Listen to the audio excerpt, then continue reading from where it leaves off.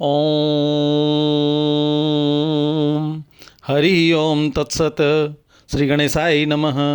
श्रीमद्भागवत महापुराणम प्रथम स्कंध अथ प्रथमो अध्याय। श्री सूत जी से सौनकादि ऋषियों का प्रश्न। मंगलाचरण। जन्माद्यस्य यतो अन्वयादिरतरत श्चार्थे स्वभिज्ञः स्वराट तेने ब्रह्म हृदाय आदिकवये मुह्यन्ति यत्सूरयः तेजो वारिमृदां यथा विनियमो यत्र त्रिसर्गो मृषा नाम्ना स्वेन सदा निहस्तकुहकं सत्यं परम धीमहि। जिससे इस जगत की सृष्टि स्थित और प्रलय होते हैं, क्योंकि वह सभी सद्रूप पदार्थों में अनुगत है और असत पदार्थों से पृथक है, जड़ नहीं चेतन है, परतंत्र नहीं स्वयं प्रकाश है, जो ब्रह्मा अथवा हिरण्यगर्भ नहीं, प्रत्युत उन्हें अपने संकल्पों से ही जिसने उस वेद ज्ञान का दान किया है, जिसके संबंध में बड़े बड़े विद्वान भी मोहित हो जाते हैं। जैसे तेजो में सूर्य रश्मियों में जल का, जल में स्थल का और स्थल में जल का भ्रम होता है, वैसे ही जिसमें यह त्रिगुणमयी जागृत स्वप्न सुषुप्ति रूपा सृष्टि मिथ्या होने पर भी अधिष्ठान सत्या से सत्यव्रत प्रतीत हो रही है, उस अपनी स्वयं प्रकाश ज्योति से सर्वदा और सर्वथा माया और माया कार्य से पूर्णतः मुक्त रहने वाले परम सत्य रूप परमात्मा का हम ध्यान करते हैं। धर्म प्रोज्जित कैतवोत्र परमो निर्मत्सराणां सतां वेद्यं वास्तवमत्र वस्तु शिवदं तापत्रयतोन्मूलनं श्रीमद्भागवते महामुनिकृते किं वा परैरीश्वरः सद्यो ह्यद्य वरुध्यतेऽत्र कृतभिः शुश्रूषुभिस्तत्क्षणात्। महामुनि व्यासदेव के द्वारा निर्मित इस श्रीमद्भागवत महापुराण में मोक्ष पर्यंत फल की कामना से रहित परम धर्म का निरूपण हुआ है। इसमें शुद्ध अंतःकरण सत्पुरुषों के जानने योग्य उस वास्तविक वस्तु परमात्मा का निरूपण हुआ है, जो तीनों तापों का जड़ से नाश करने वाली और परम कल्याण देने वाली है। अब और किसी साधन या शास्त्र से क्या प्रयोजन। जिस समय भी सुकृति पुरुष इसके श्रवण की इच्छा करते हैं, ईश्वर उसी समय अविलंब उनके हृदय में आकर बंदी बन जाते हैं। निगम कल्पतरोर्गलितं फलं सुखमुखादमृत द्रव संयुतं पिबत भागवतं रसमालयं मुहुरहो रसिका भुवि भावुकाः। रस के मर्मज्ञ भक्तजन, यह श्रीमद् भागवत वेद रूप कल्प वृक्ष का पका हुआ फल है।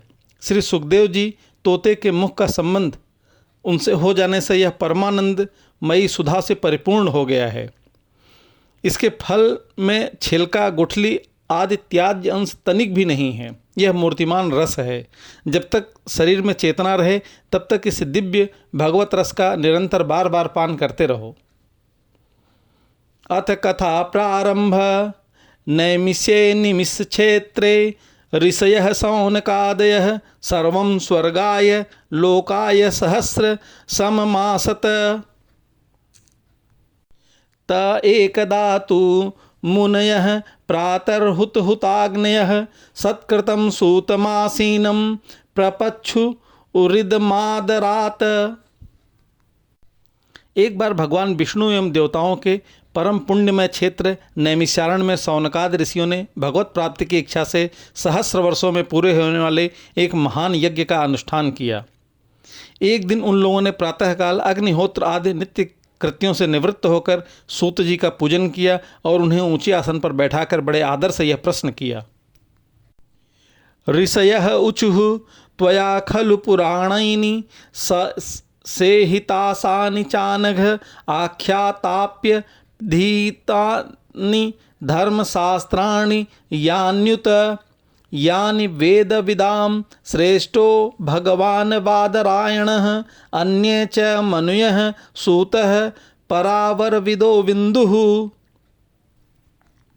वैत्थ त्वं सौम्य तत्सर्व तत्त्वस्त अनुग्रहात् ब्रूयुः स्निग्धस्य शिष्यस्य गुरवो गुह्यम् उप्यत तत्र तत्राञ्जसास्मन् भवता यद्विनिश्चितं पुंसामेकान्ततः श्रेयसन्नः संसितुर्महर्षि प्रायेणाल्पायुषः सभ्य कलावस्मिन् युगे जनाः मंदाः सुमन्दमतयो मंदभाग्या ह्याप्रद्रुताः भूरीणि भूरि कर्माणि श्रोतव्यानि विभागसः अतः साधोत्र यत्सारं समुद्धृत्य मनीषया ब्रूहिणः श्रद्धानानां येनात्मा संप्रसीदति। ऋषियों ने कहा, सूत जी आप निष्पाप हैं। आपने समस्त इतिहास, पुराण और धर्मशास्त्रों का विधिपूर्वक अध्ययन किया है और उनकी भली भांति व्याख्या भी की है। वेद वेत्ताओं में श्रेष्ठ भगवान बादरायण ने एवं भगवान के सगुण निर्गुण रूप को जानने वाले दूसरे मुनियों ने जो कुछ जाना है, उन्हें जिन विषयों का ज्ञान है, वह सब आप वास्तविक रूप में जानते हैं। आपका हृदय बड़ा ही सरल और शुद्ध है, इसी से आप उनकी कृपा और अनुग्रह के पात्र हुए हैं। गुरुजन अपने प्रेमी शिष्य को गुप्त से गुप्त बात भी बता दिया करते हैं। आयुष्मान, आप कृपा करके यह बतलाइए कि उन सब शास्त्रों, पुराणों और गुरुजनों के उपदेशों में कलयुगी जीवों के परम कल्याण का सहज साधन आपने क्या निश्चय किया है। आप संत समाज के भूषण हैं। इस कलयुग में प्रायः लोगों की आयु कम हो गई है, साधन करने में लोगों की रुचि और प्रवृत्ति भी नहीं है, लोग आलसी हो गए हैं, उनका भाग्य तो मंद है ही, समझ भी थोड़ी है। इसके साथ ही वे नाना प्रकार की विघ्न बाधाओं से घिरे हुए भी रहते हैं। शास्त्र भी बहुत से हैं, परंतु उनमें एक निश्चित साधन का नहीं, अनेक प्रकार के कर्मों का वर्णन है। साथ ही वे इतने बड़े हैं कि उनका एक अंश सुनना भी कठिन है। आप परोपकारी हैं, अपनी बुद्धि से उनका सार निकालकर प्राणियों के परम कल्याण के लिए हम श्रद्धालुओं को सुनाइए, जिससे हमारे अंतःकरण की शुद्धि प्राप्त हो। सूत जानासि भद्रं ते भगवान सात्वतां पतिः देवक्यां वसुदेवस्य जातो यस्य चिकीर्षया तन्न शुश्रुण्मानान् नार्मर्हस्य अनुवर्णितुं यास्यावतारो भूतानां क्षेमाय च भवाय च आपन्नः संस्कृतिं घोरां यन्नाम विवशो गृह्णन् ततः सद्यो विमुच्येत यद्विभेति स्वयं भयम्।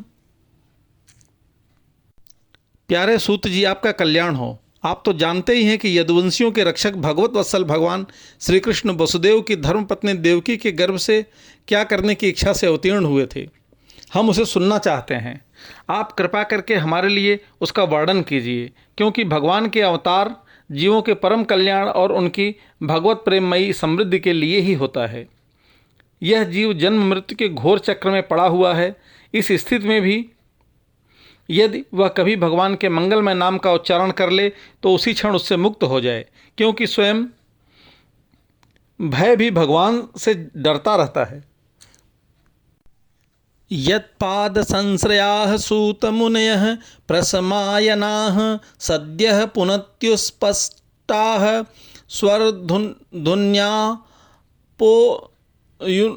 अनुसेवया को वा भगवतस्य पुण्यश्लोके कर्मणः शुद्धिकामो न शृणुयाद्यत्सः कलिमलापहं तस्य कर्माण्य दुरार्णी परिगीतानि सूरिभिः ब्रूहिणः श्रद्धधानां लीलया दधतः कला अथाख्याहि हरेर्धीमन्वतारः कथा शुभाः लीलाः विधतः स्वैरमीश्वरस्य मात्मया वयं तु न वितृप्याम उत्तम श्लोक विक्रमे यच्छृण्वतां रसज्ञानं स्वादु स्वादु पदे पदे।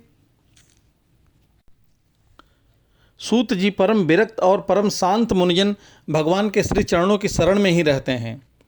अतएव उनके स्पर्श मात्र से संसार के जीव तुरंत पवित्र हो जाते हैं। इधर गंगा जी के जल का बहुत दिनों तक सेवन किया जाए तब कहीं पवित्रता प्राप्त होती है। ऐसे पुण्यात्मा भक्तजन जिनकी लीलाओं का गान करते रहते हैं, उन भगवान का कलिमलहारी पवित्र यश भला आत्मशुद्ध की इच्छा करने वाला ऐसा कौन मनुष्य होगा जो उसका श्रवण न करे। वे लीला से ही अवतार धारण करते हैं। नारद आदि महात्माओं ने उनके उदार कर्मों का गान किया है। हम श्रद्धालुओं के प्रति आप उनका वर्णन कीजिए। बुद्धिमान सूत जी, सर्वसमर्थ प्रभु अपनी योग माया से स्वच्छंद लीला करते हैं। आप उन श्रीहरि की मंगलमयी कथा अवतारों का अब वर्णन कीजिए। पुण्य कीर्ति भगवान की लीला सुनने से हमें कभी तृप्ति नहीं हो सकती, क्योंकि रसज्ञ श्रोताओं को पद पद पर भगवान की लीलाओं में नए नए रस का अनुभव होता है। कृतवान किल वीर्याणि सह रामेण केशवः अतिम्यर्तानि भगवान गूढ़ कपट मानुषः कलिमल गतामाज्ञाय क्षेत्रेऽस्मिन् वैष्णवे वयम् आसीना दीर्घसत्रेण कथायां सक्षणा हरेः त्वं नः संदर्शितो धात्रा दुस्तरं निस्तीतीर्षवतां कलिं सत्वहरं पुंसां कर्णधार इवाणवं ब्रूहि योगेश्वरे कृष्णे ब्रह्मण्ये धर्मवर्मणि स्वां काष्ठां धुनोपेते धर्मं कं शरणं गतः। भगवान श्री कृष्ण अपने को छिपाए हुए थे। लोगों के सामने ऐसी चेष्टा करते थे मानो कोई मनुष्य हो, परंतु उन्होंने बलराम जी के साथ ऐसी लीलाएं भी की हैं, ऐसा पराक्रम भी प्रकट किया है जो मनुष्य नहीं कर सकते। कलयुग को आया जानकर इस वैष्णव क्षेत्र में हम दीर्घकालीन सत्र का संकल्प करके बैठे हैं। श्री हरि की कथा सुनने के लिए हमें अवकाश प्राप्त है। यह कलयुग अंतःकरण की पवित्रता और शक्ति का नाश करने वाला है। इससे पार पाना कठिन है। जैसे समुद्र से पार जाने वाले को कर्णधार मिल जाए, उसी प्रकार इससे पार पाने की इच्छा रखने वाले हम लोगों से ब्रह्मा ने आपको मिलाया है। धर्म रक्षक ब्राह्मण भक्त योगेश्वर भगवान श्री कृष्ण के अपने धाम में पधार जाने पर धर्म ने अब किसकी शरण ली है, यह बताइए। इति श्रीमद्भागवते महापुराणे पारमहंस्याः संहितायां प्रथम स्कंधे नैमिषीयोपाख्याने प्रथमो अध्यायः। हरि ओम तत्सत्। हरि ओम तत्सत्। हरि ओम तत्सत्।